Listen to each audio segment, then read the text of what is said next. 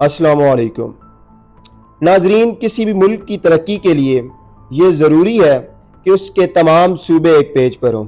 लेकिन पाकिस्तान के केस में हम देखते हैं कि पंजाब, KPK और सिंध को तो किसी हद तक प्रायोरिटी दी जाती है, लेकिन बलूचिस्तान के साथ वही रवैया रखा जाता है जो ब्रिटिशर ने सब कॉन्टिनेंट के साथ रखा। अगर मैं इस खित्ते की बात करूं तो बलूचिस्तान के खित्ते में dry fruits, sea food, petroleum, natural gas का ये हब है, लेकिन वहां पर लोगों का इकोनॉमिक क्राइसिस और कैसे बुरा हाल है। सिर्फ यहां पर बात खत्म नहीं होती, बलूचिस्तान के अंदर फूड, एजुकेशन, हेल्थ रिसोर्सेज भी कॉम्प्रोमाइज सूरत हाल में अवेलेबल हैं। बलूचिस्तान में इन्फेंट मोर्टेलिटी रेट से और मूजी बीमारियों से दिन ब दिन अमवात में इजाफा हो रहा है।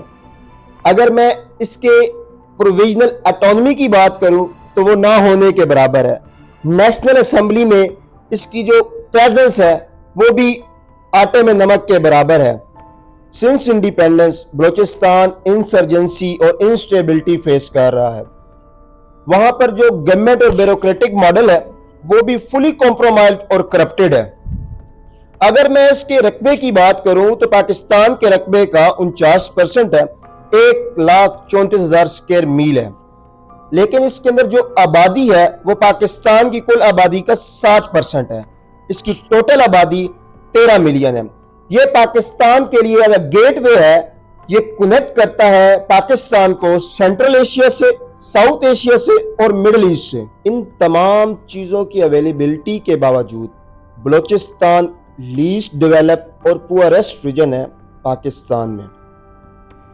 इसका जो लिटरेसी रेट है वो भी 47% है। बलूचिस्तान के अंदर सिर्फ और सिर्फ 8 यूनिवर्सिटीज हैं और majority of universities are available in Quetta. Poorest region होने की वजह से वहाँ के वालिदैन अपने बच्चों के लिए हायर एजुकेशन अफोर्ड नहीं कर सकते, जिसकी वजह से वहाँ के नौजवान मुल्क की इकोनॉमी का, खास तौर पे बलूचिस्तान की इकोनॉमी में अपना किरदार सही तरीके से अदा नहीं कर पा रहे। इस वीडियो में हम बात करेंगे कि बलूचिस्तान क्यों अंडर डेवलप रह गया और पाकिस्तान ने सिंस इंडिपेंडेंस बलूचिस्तान को क्यों इग्नोर किया। अगर मैं इसके इंटरनल इश्यूज की बात करूं तो बलूचिस्तान सबसे बड़ा इशू जो फेस कर रहा है वो करप्शन का है। गवर्नमेंट ऑफिशियल और ब्यूरोक्रेट्स डायरेक्टली और इनडायरेक्टली किसी ना किसी करप्शन के अंदर मुलविस हैं। अगर मैं फॉर्मर फाइनेंस सेक्रेटरी की बात करूं तो नैब ने उससे 730 मिलियन रुपए रिकवर किए। एक फाइनेंस सेक्रेटरी का काम होता है कि वो फंड्स को प्रोटेक्ट करे और गलत हाथों में जाने से रोके। इसकी दूसरी तरफ जाम कमाल जो फॉर्मर चीफ मिनिस्टर रहे हैं बलूचिस्तान के, जब इनके खिलाफ MPs ने नो ट्रस्ट मोशन चलाई तो इन रिजल्ट जाम कमाल ने 230 बिलियन रुपए जो डेवलपिंग फंड थे बलूचिस्तान के लिए वो रोक दिए। अब ये वो तमाम फैक्टर्स हैं जिसकी वजह से मिसट्रस्ट डेवलप हुआ गवर्नमेंट ऑफिशियल्स के दरमियान और बलोच के दरमियान। Here is the fact that developed countries facing least corruption issues. तो अब इस वजह से बलूचिस्तान के लोग इस करप्शन से बचने के लिए, इस करप्शन ज़्यादा निज़ाम से बचने के लिए डिफरेंट हरबे इस्तेमाल करते हैं ताकि वो टैक्स से बच सकें। अब मैं दूसरे फैक्टर की बात कर रहा हूं जो इंस्टेबिलिटी है, जो डायरेक्टली लीड करता है अंडर डेवलपमेंट में। क्या में पाकिस्तान के वक्त बलूचिस्तान में डिफरेंट आज़ाद रियासतें कायम थी, जिसमें state of Kalat, state of Makran and Las Bela and state of Kharan थी। जबरी तरीके से रियासत पाकिस्तान ने उन्हें अपने साथ जम किया और प्रिंस करीम को 10 साल के लिए जेल में डाल दिया। अब यहां से आगाज होता है इंस्टेबिलिटी का। साथ ही साथ जब अफगानिस्तान के अंदर वार शुरू होती है तो एज अ रिजल्ट बहुत से अफगानी माइग्रेशन के थ्रू बलूचिस्तान के अंदर आकर आबाद हो जाते हैं। वो तमाम लोग स्किल्ड लेबर थे, जिसकी वजह से जितने भी प्राइवेट बिजनेसेस थे उसको उन्होंने ऑन कर लिया। 49% of total land of Pakistan होने के बावजूद फेडरल में डोमिनेंस है तो पंजाब की जितनी भी इकोनॉमिक एक्टिविटीज जो बलूचिस्तान में होती हैं उसका जो प्रॉफिट निकलता है उसका ओनली 2% बलूचिस्तान को दिया जाता है। तो इसकी वजह से इंसर्जेंट ग्रुप्स और रियासत पाकिस्तान के दरमियान एक क्लैश शुरू होता है और 1948 से लेकर अब तक ये इंस्टेबिलिटी को बढ़ा रहा है। 2018 में सरदार अख्तर मेंगल पीटीआई के साथ इल्हाक करते हैं और वो इल्हाक 6 पॉइंट्स के बिहाव पे किया जाता है। सरदार अख्तर मेंगल कहते हैं कि जब तक ये 6 पॉइंट्स पीटीआई मीट नहीं करेगी मैं पीटीआई के साथ इल्हाक नहीं करूंगा। वो 6 पॉइंट्स से मिसिंग पर्संस को बलूचिस्तान में वापस लाया जाए, बलूचिस्तान में डैम्स बनाई जाए, इसके जितने भी रिसोर्सेज हैं बलूचिस्तान के उनके जितना भी इस्तेमाल होगा उसके ऊपर अकाउंटेबिलिटी होनी चाहिए और बलूचिस्तान को प्रोविजनल ऑटोनॉमी देनी चाहिए। लेकिन पीटीआई ने यह वादा तो किया कि 1 साल में इन तमाम जो पॉइंट्स हैं इनको मीट करेंगे, लेकिन 1 साल के बावजूद इनको मीट नहीं किया गया। तो उस वक्त सरदार अख्तर मेंगल ने कहा कि अगर ये ऐसा चलता रहा तो इंस्टेबिलिटी दिन ब दिन बलूचिस्तान में बढ़ेगी।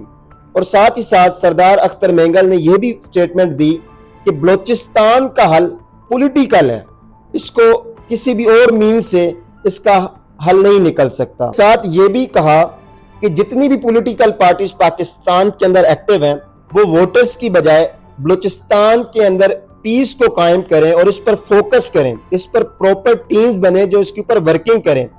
और साथ ये भी एक फैक्ट है कि जितनी भी बलूचिस्तान की पॉलिटिकल पार्टीज थी they tried their best to counter these kind of issues और उन्होंने ये बहुत साथ साथ कोशिश की कि फेडरल को, जिसको हम सेंटर कहते हैं, और बलूचिस्तान के दरमियान जो क्लैश है इसको पैसिव मीन के साथ खत्म किया जाए। तीसरा बड़ा इंटरनल इशू जो बलूचिस्तान फेस कर रहा है वो नेपोटिज्म है।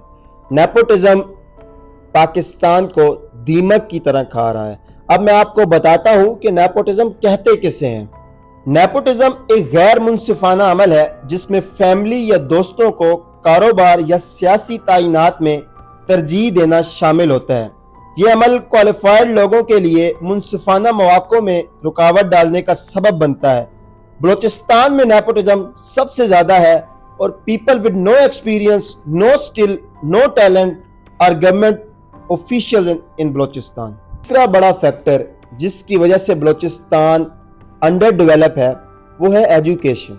एजुकेशन किसी भी इकॉनमी को डायरेक्टली हिट नहीं करता बल्कि लॉन्गर टर्म में ये किसी भी इकॉनमी को बहुत ज़्यादा मुतासर करता है। गवर्नमेंट ऑफ पाकिस्तान एजुकेशन को बलूचिस्तान में प्रमोट करने में नाकाम नजर आई। एक सर्वे के मुताबिक बलूचिस्तान में तकरीबन 5000 स्कूल विदाउट रूफ ऑपरेशनल हैं और हर एक स्कूल में तकरीबन एक ही उस्ताद पूरे स्कूल के निज़ाम को चला रहा है, जिसकी वजह से बलूचिस्तान के अंदर एजुकेशन का फुकदान पाया जाता है। लोग एजुकेशन से मोटिवेट नहीं होते। बलूचिस्तान की जो माइंस एंड मिनरल्स की इंडस्ट्री है वो अप्रोक्सीमेटली $1 बिलियन फॉल करती है, लेकिन इंस्टीट्यूशंस की अदम दस्तयाबी की वजह से ये इंडस्ट्री, ये सेक्टर कोलैप्स की तरफ जा रहा है। साथ ही साथ बलूचिस्तान 25th लार्जेस्ट प्रोड्यूसर है एप्पल्स का और डेट्स का, लेकिन कोल्ड स्टोरेजेस की अदम दस्तयाबी की वजह से ये सेक्टर भी बहुत ज़्यादा मुतासर हो रहा है। अब जो लास्ट बड़ा फैक्टर है जो बलूचिस्तान को बहुत ज़्यादा इफेक्ट कर रहा है वो है NFC अवार्ड। NFC अवार्ड 1951 के अंदर इंट्रोड्यूस करवाए गए और इसका इंट्रोड्यूस करवाने का मकसद प्रोविंसेस, सूबों और इकोनॉमी, माशियत के दरमियान बैलेंस क्रिएट करना था। 1971 तक Pakistan as a single unit काम करता रहा। 1971 में ईस्ट पाकिस्तान आज़ाद हुआ, लेकिन 1971 के बाद पाकिस्तान सिंगल यूनिट से कन्वर्ट होकर फेडरेशन बन गई। अब फेडरेशन के तहत बजट डिवाइड होता था डिपेंडिंग अपॉन द पॉपुलेशन, जिसकी वजह से बलूचिस्तान का जो बजट था वो काफ़ी हद तक कट हुआ और फेडरेशन को इसका जवाब देना होगा। अब मैं यहाँ पर कुछ पॉलिसी रिकमेंडेशंस रखना चाहता हूँ जिसकी मदद से बलूचिस्तान की जो सूरत हाल है उस पर काबू पाया जा सके। सबसे पहले तो गवर्नमेंट ऑफ पाकिस्तान को ये चाहिए कि वो जो ब्यूरोक्रेसी का स्ट्रक्चर है बलूचिस्तान में उसको इम्प्रूव करे। जो NFC अवार्ड्स की मैंने अभी आपके साथ बात की, उसको ऐसा ट्रांसपेरेंट बनाना चाहिए कि मैक्सिमम जो रिसोर्सेज बलूचिस्तान से निकल रहे हैं वो बलूचिस्तान की डेवलपमेंट में वो अपना किरदार अदा करें। Third important policy recommendation is public consent. Public की रजामंदी होनी चाहिए और पॉलिसी मेकिंग में उनका रोल होना चाहिए ताकि बलूचिस्तान के अंदर ये जो इंस्टेबिलिटी है इसको कवर किया जा सके। और साथ ही साथ हुकूमत पाकिस्तान को ह्यूमन डेवलपमेंट इंडेक्स जो बलूचिस्तान का है उसके ऊपर वर्किंग करनी चाहिए। वहां के जो नौजवान हैं उनके लिए प्रॉपर काउंसलिंग होनी चाहिए। फ्रेश रिजर्वायर्स जो पानी की हैं वहां पर कायम हो ताकि जो इन्फेंट मोर्टेलिटी रेट है और मूजी बीमारी हैं उनको खत्म किया जा सके। नेशनल असेंबली में बलूचिस्तान की जो रिप्रेजेंटेशन है उसको बढ़ाना चाहिए और ये तब सारी चीजें हो सकती हैं जब बलूचिस्तान के लोग और फेडरल एक पेज पर होगी। इसी तरह की और भी मालूमाती वीडियोस देखने के लिए हमारा YouTube चैनल सब्सक्राइब करें और कमेंट में अपनी कीमती राय से आगाह करें।